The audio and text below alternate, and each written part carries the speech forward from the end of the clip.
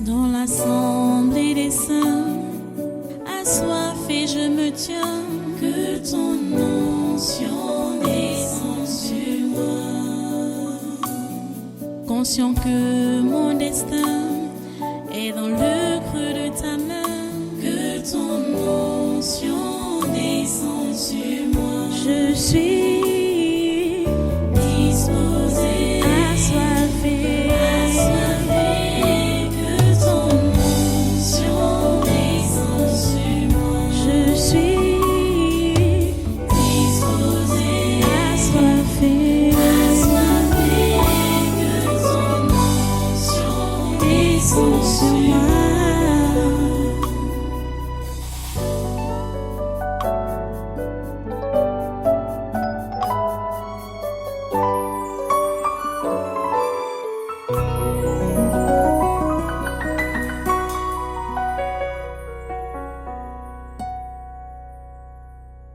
Alléluia. Voilà, reste debout. Nous allons maintenant passer à la parole du jour. J'ai déjà fait l'introduction par rapport à l'enseignement que je vais donner aujourd'hui.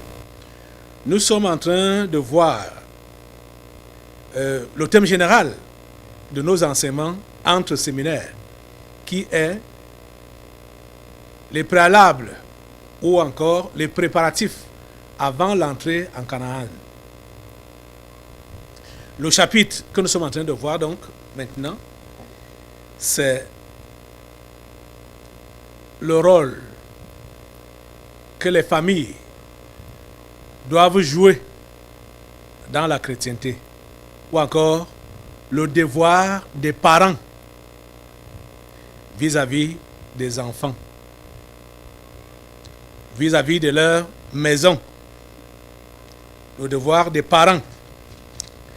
Et nous sommes dans Proverbes chapitre 22, le verset 6, qui dit donc: instruis l'enfant selon la voie qu'il doit suivre, et quand il sera vieux, il ne s'en détournera pas. Voilà le devoir des parents. Prions le Seigneur. Dieu trois fois saint, nous bénissons ton nom pour ta parole de ces moments, ta parole de cet instant, ta parole de l'heure. S'il te plaît, Père Saint, bénis-la. Et s'il te plaît, Père Saint, donne à tes enfants que voici des oreilles des disciples pour pouvoir bien saisir, et donne-leur également les cœurs des disciples pour obéir, pratiquer ce qu'ils ont reçu. Ô Dieu, s'il te plaît, agis. Agis, Seigneur. Merci pour ton action. Merci. Parce que aujourd'hui encore, tu parles, tu interpelles, tu disposes. Que ta volonté soit faite dans nos vies comme au ciel. Que ta volonté soit faite dans cette église comme au ciel. Que ta volonté soit faite dans notre nation comme au ciel. Et dans ce monde comme au ciel. Nous voulons ta volonté et ta parfaite volonté, ô Dieu. Merci de le faire. Au nom de Jésus. Amen. Voilà, prenez place dans cette sainte présence. Et une fois de plus, soyez les bienvenus à ce conquête du surnaturel de ce 12 janvier 2023. Voilà, les parents chrétiens sont interpellés à instruire leurs enfants dans les voies du Seigneur. Mais ce qu'on remarque, et ce qui est déplorable, c'est que les parents chrétiens, l'intérêt qu'ils ont pour leurs enfants, ce n'est que pour les choses de cette vie. Ils ne veulent que leur réussite pour cette vie, qu'ils réussissent à l'école, qu'ils aient une bonne carrière, qu'ils aient un bon travail, qu'ils se marient, qu'ils fassent des enfants, qu'ils se fassent d'argent, qu'ils s'occupent de la famille. Voilà les projets que les parents chrétiens ont uniquement pour leurs enfants. C'est terrible. C'est très bizarre. Quand je vois ça comme ça, c'est très bizarre. On n'inculque pas aux enfants, dès leur conception et leur bas âge, les choses de Dieu. On ne leur inculque pas les choses de Dieu. Et quand ils partent donc à l'école, ils sont récupérés par le dehors. Ils sont récupérés par la société. C'est très grave. Et maintenant, pour les récupérer, c'est une gageure. C'est une gageure. C'est bizarre de constater que même les enfants qui sont nés à l'église, je veux dire, quand je parle à l'église, je dis là où il y a la vérité, je ne parle pas de la religion. À l'église. Mais les parents leur ont plutôt inculqué la religion au lieu de l'évangile. C'est la religion qu'ils ont dans leur esprit. Pourquoi? Parce qu'au niveau de la religion, c'est le laisser aller. Donc, depuis qu'ils sont même nés à l'église n'est pas prioritaire. Les choses de Dieu ne sont pas prioritaires. Les choses de Dieu sont secondaires ou bien mêlées parmi les choses qu'ils sont appelés à faire. Ce qui est prioritaire, c'est leur propre vie et leur avenir. Donc pour les choses de Dieu, comme on aime chez Dieu aujourd'hui comme ça, là, plusieurs ont laissé leurs enfants à la maison pour dire qu'il fait nuit. Or, le pasteur est ici avec toute sa famille depuis que mes enfants sont petits, bébés. On finit les cultes à n'importe quelle heure, nous sommes tous là. Mais il y a de ces parents qui disent que voilà, il fait nuit, bon, et les cultes mettent long, les enfants doivent rester à la maison. Vous voyez l'éducation que vous donnez à vos enfants? Quand ils seront grands, qu'est-ce qu'ils vont retenir? Ils vont retenir qu'on n'est pas obligé. On n'est pas obligé de payer le prix pour faire les choses de Dieu. On peut rester à la maison quand on est occupé par nos choses. C'est ça qu'ils vont retenir comme leçon. Vous voyez, c'est ça qu'ils vont retenir comme leçon. Très peu sont ceux-là qui peuvent vraiment transmettre un bon héritage à leurs enfants. Et on comprend même que très peu, je veux dire plusieurs, ont même perdu leur chrétienté. Parce qu'il faut que tu comprennes ceci. Quand tu as failli à tes responsabilités vis-à-vis de tes enfants, vis-à-vis de ta maison, tu vis dans le péché, tu es dans le péché. Et tu fais la religion. Tu vois que tu meurs dans cet état-là. Tu vas aller où? Tu pourras aller où? Plusieurs ont donc légué, ou sont en train de léguer, un mauvais héritage à leur progéniture. C'est malheureux de le dire. C'est malheureux de le savoir. Pourtant, c'est ce qui se passe.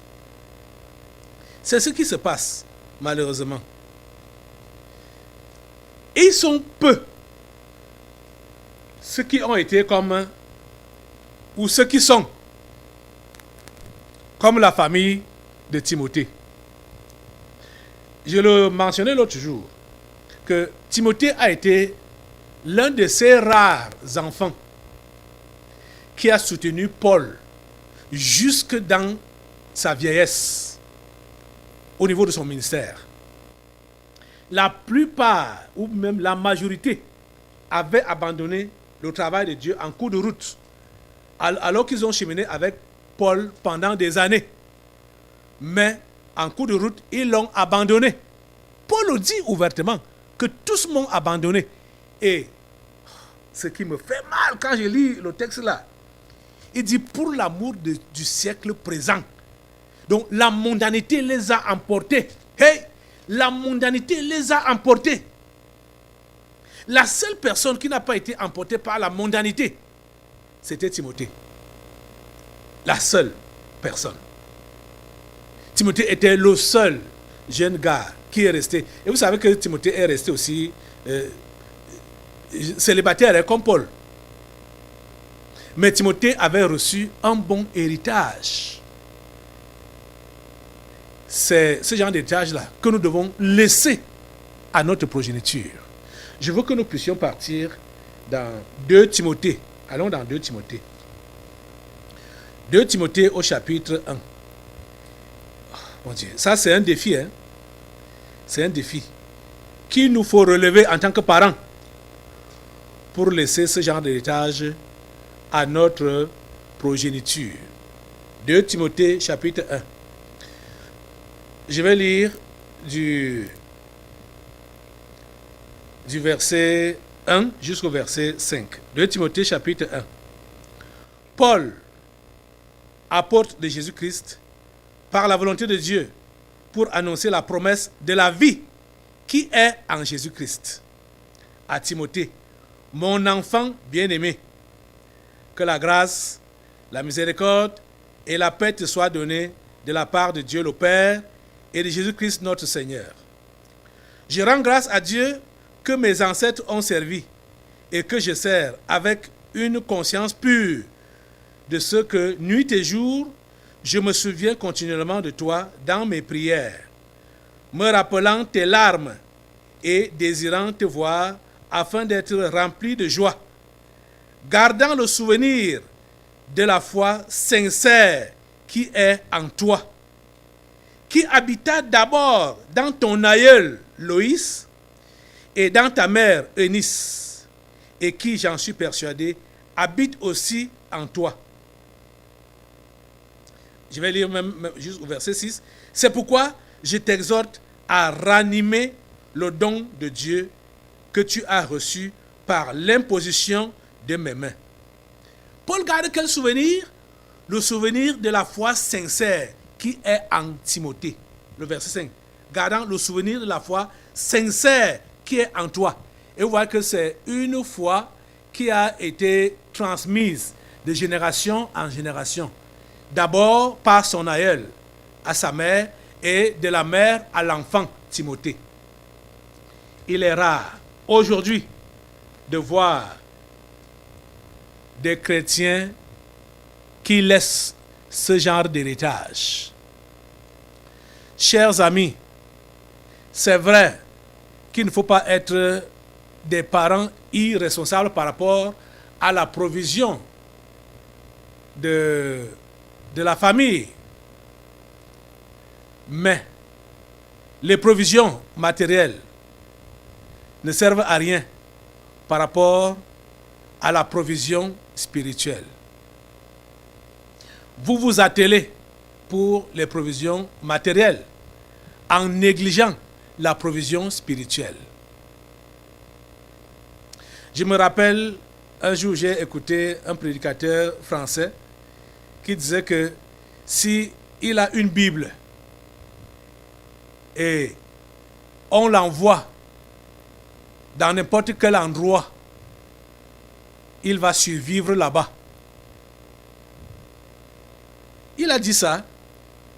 Que si il a une Bible, on la voit dans n'importe où, même là où il n'y a pas des hommes, même là où il n'y a personne, il va survivre. Il va s'en sortir. Je le comprends. Parce que si on prend un peu l'exemple des gens de la Bible, je peux même prendre l'exemple de quelqu'un qui n'avait même rien à voir avec les alliances de Dieu. Quelqu'un comme Ismaël. Juste parce qu'il a été engendré par un ami de Dieu, Dieu a promis de le bénir. Dieu a promis d'être avec lui. Il a été chassé dans le désert. À son départ, son père n'a donné qu'une bouteille d'eau et un morceau de pain. Pourtant, c'était un homme bougrement riche, Abraham. Ismaël s'est débrouillé avec sa mère, seul au désert. Et il s'est en sorti. Il s'est en sorti. Quand son père décédait, Ismaël est venu l'enterrer. On peut dire qu'Ismaël n'a même pas gardé rancune à son père, parce qu'Ismaël a compris que les choses sont arrivées comme elles sont arrivées, mais le Dieu de son père a été avec lui et est avec lui. Vous voyez? Seul Dieu nous suffit. Comment Adam a survécu? Comment Adam et Ève ont survécu? Adam a d'abord survécu seul. Avant que Dieu ne lui donne une aide. Sa femme Ève, au commencement, ils ont survécu comment? Nous devons faire confiance en Dieu. Nous devons compter sur Dieu en tout et pour tout. Déjà, ceux parmi vous qui placez votre confiance dans l'or et dans de l'argent, dans des biens matériels, est-ce que vous êtes satisfait? Est-ce que ça vous suffit? Est-ce que ça vous comble? Est-ce que ça vous comble? Est-ce que vos vies sont réellement remplies? Pourquoi êtes-vous toujours donc à la course? Pourquoi vous êtes toujours en train de chercher à amasser davantage si c'était suffisant? Dieu est celui qu'il nous faut. Si nous l'avons comme il se doit, nous comprenons que c'est lui seul qu'il nous faut. C'est lui seul que nous devons léguer à nos familles. C'est lui seul que nous devons donner. L'héritage de la foi, c'est la chose la plus importante à laisser à notre progéniture. Timothée a eu la grâce d'avoir des aïeux croyants et d'avoir une mère croyante. Cela l'a aidé. Et vous voyez que c'est ça qui a permis que la mondanité ne l'entraîne pas, comme ça avait entraîné la plupart de ses camarades, de ceux qui cheminaient avec eux, ceux qui cheminaient même avec lui et avec Paul. Pourquoi? Parce que dès le départ, tous n'avaient pas la même base spirituelle. Timothée avait une base spirituelle différente. Sa grand-mère, ses aïeux, son aïeul avait travaillé dans la vie de sa mère. Et sa mère a travaillé dans la vie de Timothée. Vous voyez?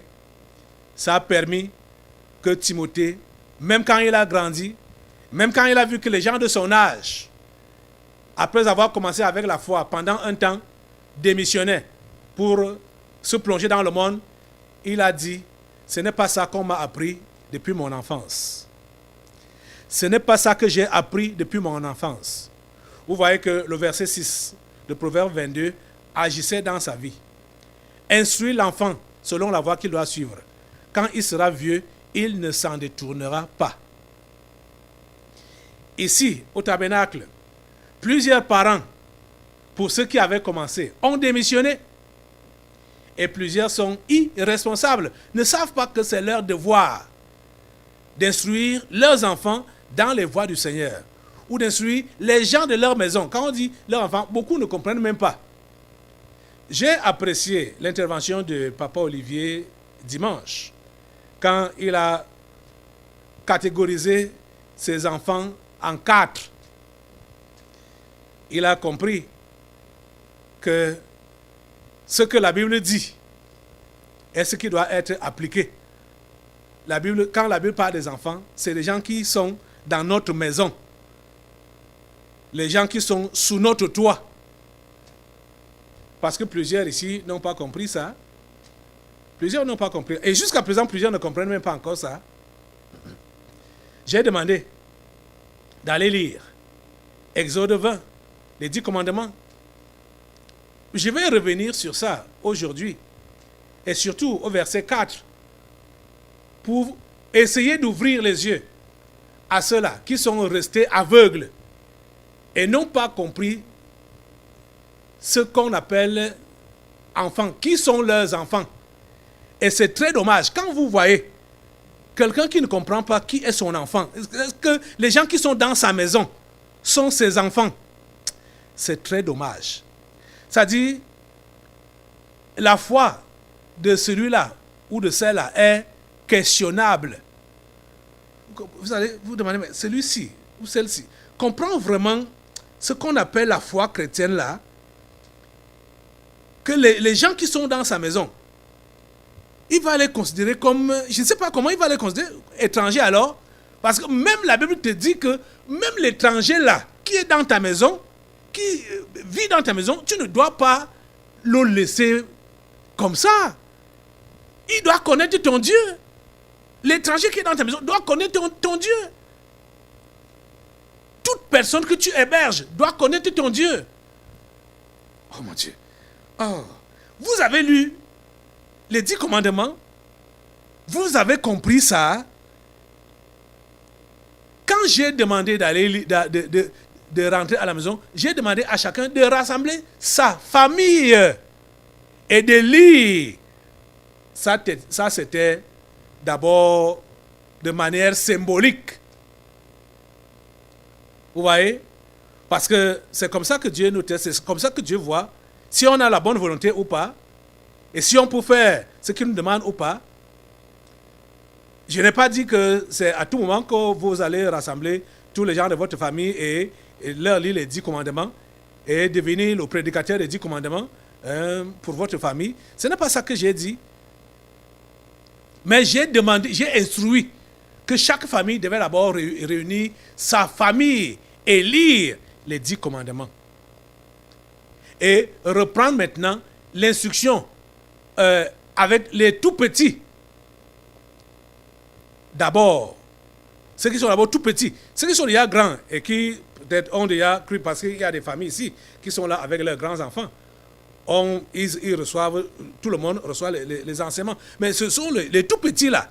Comme beaucoup parmi vous là, vous n'avez pas commencé à exercer ça, du moins à vous responsabiliser vis-à-vis de, il faut le faire. Il faut le faire. C'est le moment de commencer.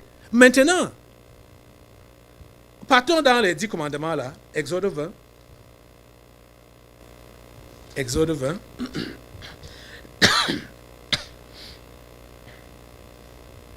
Que le Seigneur vous aide à comprendre. Et qu'il vous ouvre vraiment l'intelligence. Qu'il vous donne d'être sage. Parce que vous voyez que la sagesse manque à plusieurs. Hein?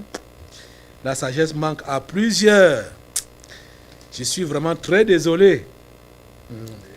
Je suis touché, choqué, meurtri même par l'attitude des uns et des autres. Exode chapitre 20. Tu es déjà là? Ok. Voici les 10 commandements. Bon, pour ne pas trop tirer, je ne vais pas vraiment beaucoup tirer. Je vais aller directement au 4e commandement. À partir du verset 8. À partir du verset 8, 4e commandement qui dit donc: souviens-toi du jour du repos pour le sanctifier. Tu travailleras 6 jours et tu feras tout ton ouvrage. Mais le 7e jour est le jour du repos de l'Éternel, ton Dieu. Tu ne feras aucun ouvrage. Suis très bien. Tu ne feras aucun ouvrage.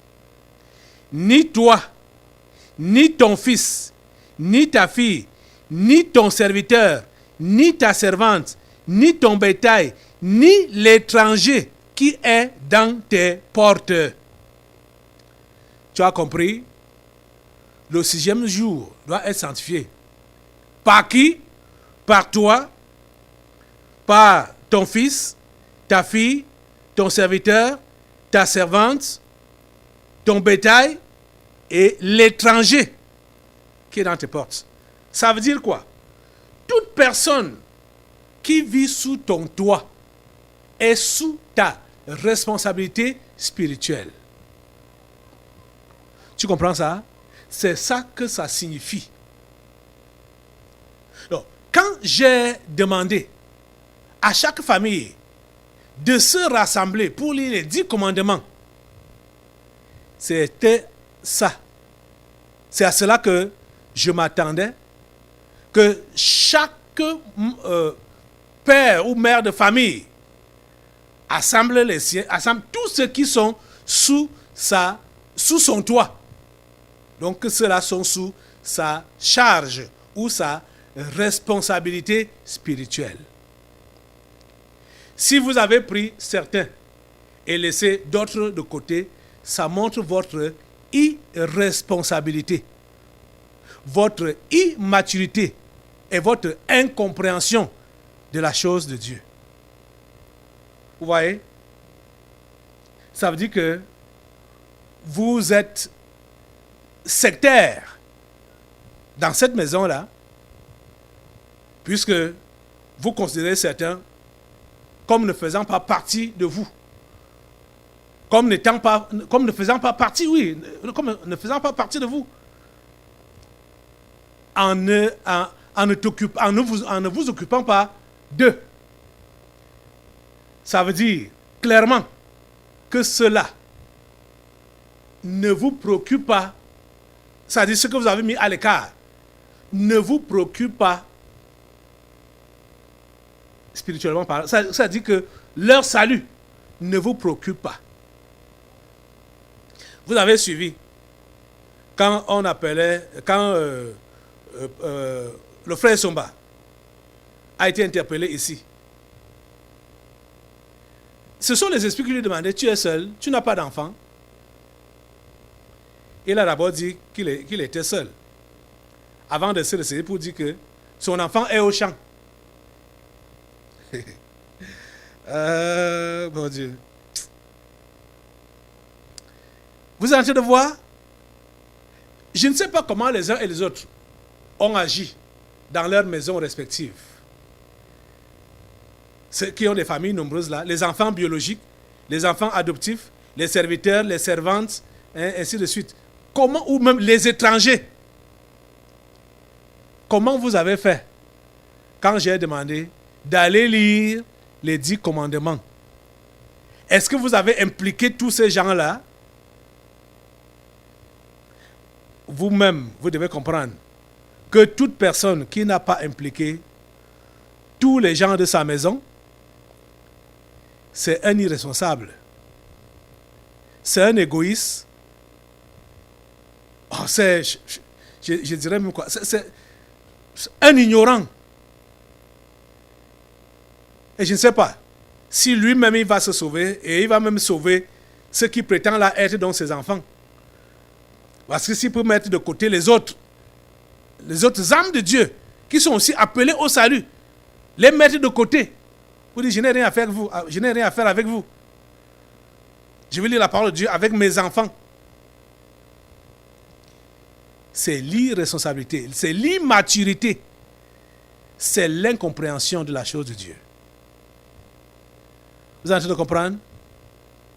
Tous ceux qui sont sous notre toit sont sous notre responsabilité spirituelle.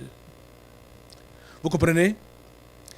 C'est la raison pour laquelle tu ne devrais pas héberger quelqu'un chez toi si la personne-là ne veut pas croire en ton Dieu. L'étranger qui est dans tes portes, comme il est dit ici, là, mais lui veut travailler le jour du repos, pendant le jour du repos, il veut enfreindre la loi de Dieu dans ma maison, chez moi, ça ne peut pas avoir lieu. Ça ne peut pas avoir lieu. Donc, déjà, si vous êtes même encore le genre là, qui reçoit les étrangers chez lui, quand je dis vous êtes encore le genre là, parce que ce qui est clair, quand vous êtes vraiment converti, on a vu et on comprend qu'on est séparé de la famille charnelle. Et ce n'est pas évident que les non-croyants vont continuer à chercher, ils vont continuer à chercher à venir rester chez nous. Ce n'est pas évident. Si les non-croyants trouvent encore du plaisir à venir rester chez nous, ça veut dire que nous avons encore des choses en commun avec eux. Mais si jamais alors il arrivait qu'un étranger vienne chez toi, je ne sais pas vraiment ce qu'il viendra chercher chez toi. Si tu es chrétien véritable, cet étranger ne doit pas venir chez toi et rester à la maison et toi tu viens à l'église. Jamais. Dès qu'il vient chez toi, instruis-le. Montre-lui la voie de Dieu directement. N'attends pas que la nuit tombe. N'attends pas que la nuit passe. Dès qu'il vient chez toi, peut-être il n'était pas informé que tu es déjà enfant de Dieu avec ta famille. Dès qu'il arrive, dès qu'il met pied là, dis-lui, donne-lui la ligne de conduite dans ta maison, directement. J'ai souvent été surpris d'apprendre que certains ici recevaient des étrangers chez eux. Ils viennent à l'église. Les étrangers restent à la maison. Chez eux, à la maison. Ça dit, l'histoire là me dépasse. De comprendre qu'un chrétien se comporte comme ça là.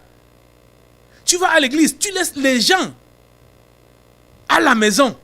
Que ce soit tes enfants ou des étrangers ou n'importe qui. Tu laisses les gens à la maison. Toi, tu vas à l'église. Tu peux pas prier quel Dieu là-bas. Franchement, tu peux pas prier quel Dieu là-bas. Voyez? Voilà ce que Dieu a dit. Le 4e commandement demande d'impliquer tout le monde, d'inculquer les voies de Dieu, l'adoration de Dieu, parce que le 7e jour était là pour adorer Dieu. Donc, d'inculquer ça à toute personne avec qui tu es en contact. Et personne ne devait déroger à cette règle-là. Tout le monde devait faire cette pratique-là, commençant par toi-même. Tu comprends? Commençant par toi-même. Et tu inculques ça à ton fils, à ta fille, à ta sœur, à tout le monde qui est dans ta maison. Tout le monde qui est dans ta maison. Tout le monde. Même l'étranger qui est dans ta maison. Tu lui inculques ça. Voilà donc notre charge. Voilà notre charge spirituelle. Tu ne feras aucun ouvrage, ni toi, ni ton fils, ni ta fille, ni ton serviteur, ni ta servante, ni ton bétail, jusqu'aux animaux, ni ton bétail, ni l'étranger qui est dans tes portes. Car en 6 jours, l'Éternel a fait les cieux, la terre et la mer, et tout ce qui y est contenu. Et il s'est reposé le 7e jour. C'est pourquoi l'Éternel a béni le jour du repos et l'a sanctifié. Voilà ce que tu dois faire avec ta maison. Mais malheureusement, plusieurs ont échoué et ont montré leurs limites, qui ne comprennent pas ou qui ne portent pas le fardeau de leur maison. Je vais vous donner une dernière chance. Aujourd'hui, comme on va rentrer un peu tard, je vais peut-être remettre ça pour demain. Demain, c'est vendredi. Dans la soirée, là où tout le monde est donc là où on n'est pas pressé soit pour aller au travail ou pour aller à l'école, assemble ta maison, lis les 10 commandements avec ta maison. Demain soir. Tu comprends ça? Je voudrais, et c'est même le désir de Dieu, que vous soyez des familles soudées autour de Dieu. Parce que quand tout le monde a le concept de Dieu et fonctionne avec la crainte de Dieu, les choses sont faciles à régler dans la maison. Que ce soit conflit ou n'importe quoi. Puisque nous avons une même base. Nous avons un même repère. Nous avons une même référence. Ce sera facile de résoudre les conflits. Ce sera facile de résoudre les problèmes. Mais si chacun a son Dieu et chacun a son concept, on va se réunir et on va parler. Quand il y a un problème, on va se référer à quoi? Quelle sera notre référence pour trouver la solution à ce problème-là? C'est Dieu qui est notre référence. Il faut que nous soyons tous autour de lui, en famille. Parce que la Bible parle à chacun. Et la Bible positionne chacun. La Bible positionne chacun. Et ce que chacun est appelé à faire, c'est d'abord son devoir. Vous comprenez?